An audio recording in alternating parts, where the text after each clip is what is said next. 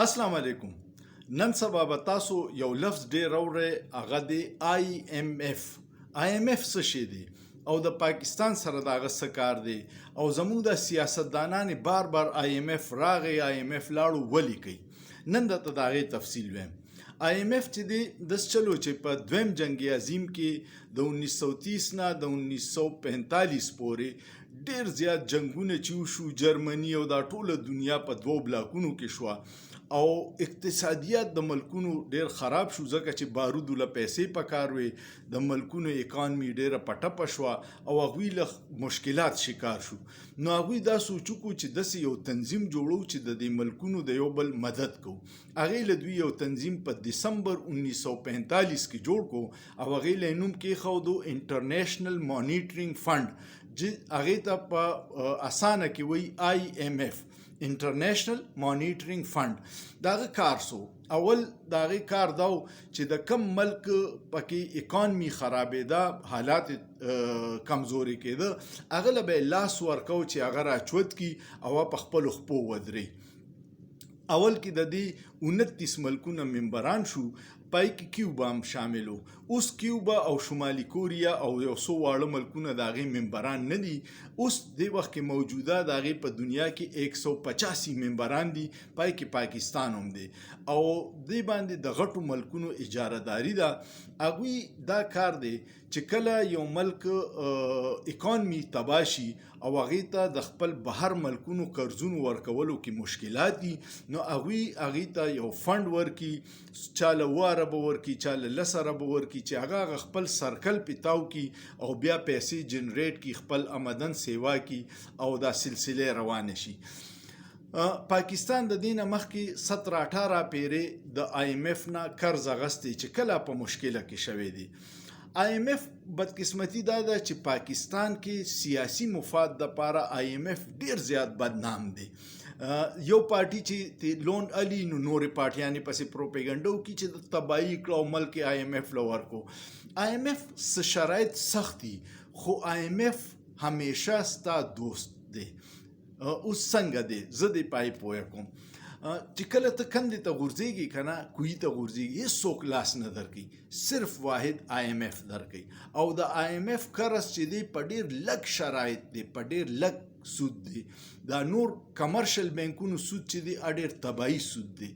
IMF ولې تا بچ کوي؟ IMF دې په دې بچ کوي چې د غټو ملکونو مفادات ستا سره د امپورټ ایکسپورټ دي، سیاسي مفادات دي. هغه وایي کو داسې غټ ملک لکه پاکستان د 25 کروڑو خلکو ملک چې دیوالیه شي، دلته به دا خلک امن و امان صورتحال جوړ شي، زموږ سره ایټم بم دی، د هغې ته به خطره شي، نور به ډېر زیات دغه شي او هغه د دې مغرب ممالک مفاداتو ته نقصان رسوي. په دې وجه باندې هر رکن ملک له IMF په سخته کې لاس ورکوي. خو IMF بیا ستانه څه غواړي؟ تاله چې یو کس قرض درکوي نو اتا ته څه وایي؟ اتا ته وایي یاره ته له کوټي خپل آمدن سیوا کا، خپل خرچې کمې کا، نو هغې مونږ په منفي کې الو. اوس پاکستان نه IMF څه غواړي؟ پاکستان ته IMF وایي چې ستا سرکولر ډیټ دی ارا کم کا، فضول اخراجات کم کا. سټیل میل دی تو ګوره، سټیل میل د 100 کالو راسې بند دی او 22,000 ملازمین دي، هغوی له هر میاشت تنخواه ورکوي. دا په خزانه بوج دی، دا خرچې راکمې کا، خرڅې کا یا یې اوچلوه چې ګټې ته شي. PIA سالانه 85 ارب روپۍ په تاوان کې روانه ده.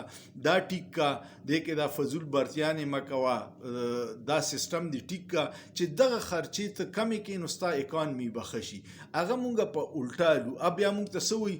هغوی ته به تاله زه قرض در کوم نو ته به دا قرض د کم ځای نه ماله راکې، نو تا ته بیا وایي چې شابه اوس ټیکس ولګوه. نو مونږ هغه په عام عوامو باندې ټیکس لګو او دا غټ خلک چې دي سرمایهدار، جاگیردار، انډسټریالیست، هغه باندې ټیکس ډېر لږ لګو. په دې وجه باندې د IMF زمونږ غونته په ملکونو کې ډېر منفي تاثر جوړ دی. اوس کو تا ته وایي چې دا قومي اسمبلی او صوبایي اسمبلی او دا سرکاري خلک چې بجلی او پټرول مفت استعمالي، په اربونو روپو دي، د 200 اربو 300 اربو روپو سالانه خرچه ده. نو دغه نه کمی، خو په غریب سړي په بجلی بیل ټیکس ولګوي، په ګیس ټیکس ولګوي، په پټرولو کې لیوي ټیکس لګي، په هر شي باندې در باندې ټیکس لګي. نو د عوامو کې دای منفي تاثیر دی. نور عوام د IMF ته دا نه وي چې خپل عوام باندې ظلم وکړه، اته ته وي چې خپل سیستم دی ټیک کا، چې کم د غلا زګونه دي، کم ځای کې فضول پیسې خرج کیږي، اما خرج کوه چې ستا مشکلات هم ختم شي او موږ چې د لکم قرض درکړي هم موږ ته واپس راشي. نو سیاسی طور مونږ هغه نه خپل غلط فائدې الو چې IMF مو بندام کړي، چې IMF د لاس نه درکې په سخته کې هیڅ څوک د لخواله نه درځي.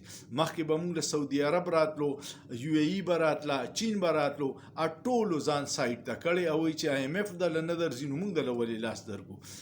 مونږ به الله د IMF نه خلاصيږو چې مونږ خپل امپورټ کم کو او ایکسپورټ سیوا کو. مونږ په یو اداره کې تاسو ته پته شته په PIA کې په یو جاز باندې 527 کسان امپلایز دي.